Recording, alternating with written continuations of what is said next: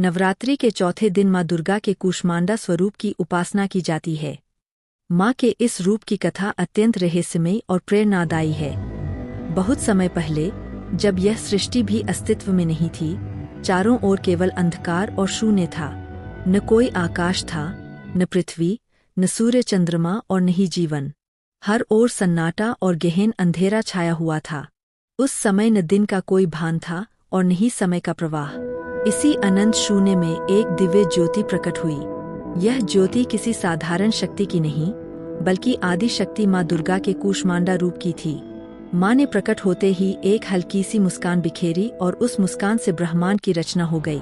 उनकी मुस्कान से जो ऊर्जा निकली, उसी से सूर्य, चंद्रमा, ग्रह, नक्षत्र और संपूर्ण सृष्टि की उत्पत्ति हुई।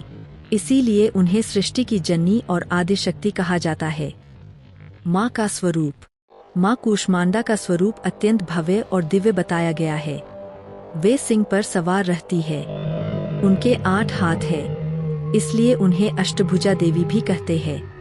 उनके हाथों में जपमाला, धनुष्बाण, कमल, अमृत कलश और चक्र जैसे आयुध शोभा पाते हैं। उनके मुख पर सदैव एक मधुर मुस्कान रहती है, जो यह दर्शाती है कि वे आनंद और ऊर्जा की मूर्ति है। उनकी आभा सूर्य के समान तेजस्वी है। कहते हैं कि सूर्य की किरणों में जो चमक है, वह भी माँ कूष्मांडा की शक्ति से ही संभव है। माँ कूष्मांडा की विशेषता।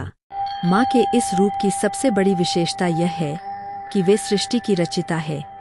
उन्होंने शून्य से सृष्टि की उत्पत्ति की और जीवन का संचार किया।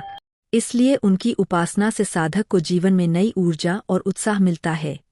भक्तों का विश्वास है कि माँ कूष्मांडा की आराधना से रोग और पीड़ा दूर होती है, आयु और स्वास्थ्य की प्राप्ति होती है, निराशा और नकारात्मकता समाप्त होती है, घर परिवार में सुख शांति और समृद्धि आती है। Is Kasaf like, share or subscribe Kana Nobule?